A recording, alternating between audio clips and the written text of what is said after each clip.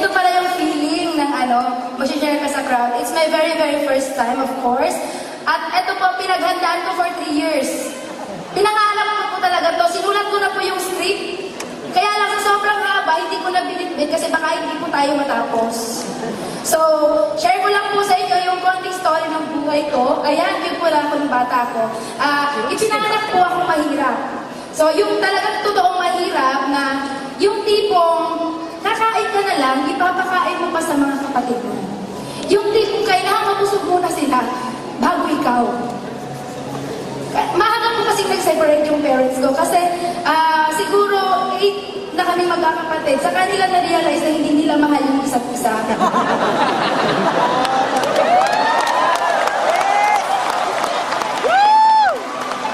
Tapos po, syempre na-realize nila na hindi nila mahal yung isa't isa. Nagkanya-kanya sila. Yung nanay, nag-asawa ng iba. Yung tatay, nag-asawa ng iba. Syempre, ako po yung naiwan sa gitna. Ako po yung naging ina at ama ng mga kapatid ko, bigla-bigla. Wala pa akong choice, hindi ko po sila pwedeng takbuhan. Kasi mga mahal ko po sila. So, nung nag-guided po ako, nangarap din po ako na sana isang araw, hindi ganito, yung mabuhay naman tayo na kumain tayo ng maayos. Then, one time, binigay ni God yung opportunity na makapag-abroad ako sa maling paraan. Kung yung mga OFW, nag-abroad for contract na mga 3 years, ganun-ganon, kontrata din po ako sa Japan. Marriage contract nga lang. Renewable. No? Magpapalit ka ng asawa. Ganun po yung nangyari sa akin. It's a very big sacrifice kasi kailangan kong lunukin ko ano yung lahat ng pwede kong lunukin para sa pamilya ko. Para sa mga kapatid ko. Then sabi ko dati, I was 19 years old that time, pumunta ako ng Japan. Sabi ko, yes, ito na to. Pangarap na bahay, sasakyan, savings, makukuha ko dito. Kailangan mag-26 years old na ako. Meron na ako lahat niyan. Kaya lang nung 26 years old na ako, nangyari guys, wala lahat yun. Parang, ano nangyari pagharap ko sa salamin? Rosie, tumatanda ka na, pumapangit ka pa. Gusto mo ba yan?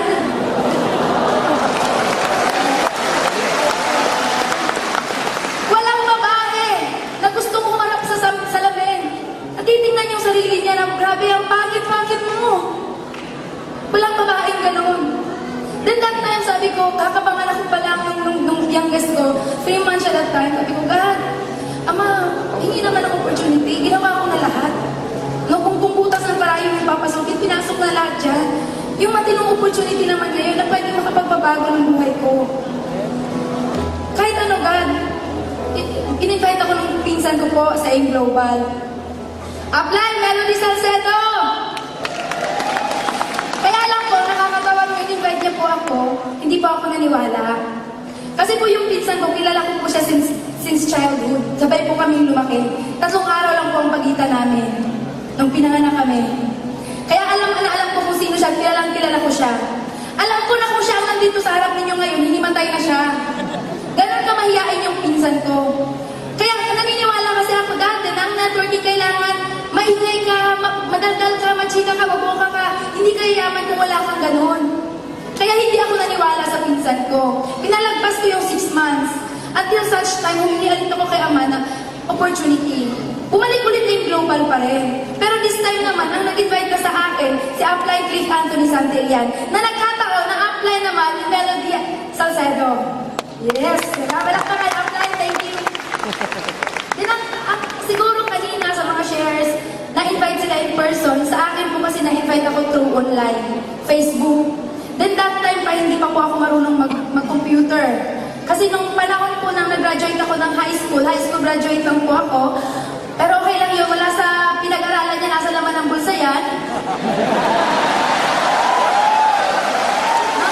High school lang po ako, pero nung nag-start po ako ng Facebook, ganun po, nasa ng X, nasa ng Y.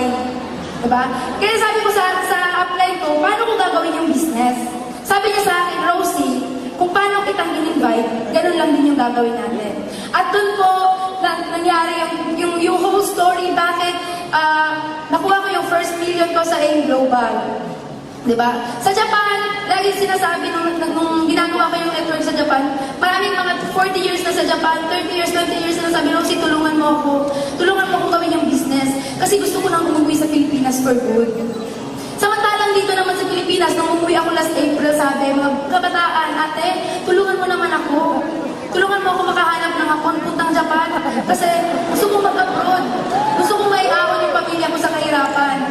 Isipin niyo yun, Pilipinas, Japan, yung mga nandun gusto kong umuwi sa Pilipinas, yung mga nasa Pilipinas gusto kong umuwi doon. Parehong reason, gustong maiahon sa kahirapan at gustong maiahon yung pamilya sa kahirapan, makasama yung mga mahal sa buhay. Diba? Pera yung naghahati sa dalawang bansa. Pera yung naglalayo sa pamilya. Diba? Yung magulang sa anak, kapatid sa kapatid. Akala ng iba, OFW, bayani. Oo, pagpalagay na natin, oo, yes. Marami natutulungan yung mga OFW. Pero yung mga OFW, marami din pamilyang sinira. Mga anak na nagkaanak na lang din nang wala yung mga magulang. Diba? Guys, eto lang po yung nagpagising sa akin. Sa lahat sasabihin ko po sa inyo, ngayon na, last na to, promise. Bigyan niyo yung mga sarili ninyo ng 5 seconds. 5 seconds para tanungin yung sarili ninyo. Kung yun bang mga buhay na meron kayo ngayon, yung buhay na tinitirhan ninyo ngayon, yan ba yung buhay na gusto ninyo? Kasi kung yan ang buhay na gusto ninyo, ituloy nyo yan. Walang problema dyan. Diba? Pero kung hindi yan yung buhay na gusto ninyo, baguhin ninyo. Yun ang ginawa ko. Iniwan ko po yung Japan. Last April, umuwi na po ako dito for good. Diba? Dati po yung bahay namin, kuko, na kapag ka umuulan, hindi mo na kailangan ng balde. Tayo ka na lang talaga. Kasi wala ka nang mahihigaan.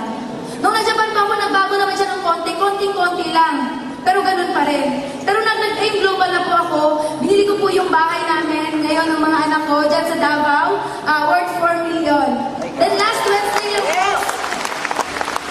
Sabi ko, hahataw muna ako. After yung bahay, sabi ko, hahataw muna ako talaga. Mga 6 months pa bago ako maglalabas ng sasakyan.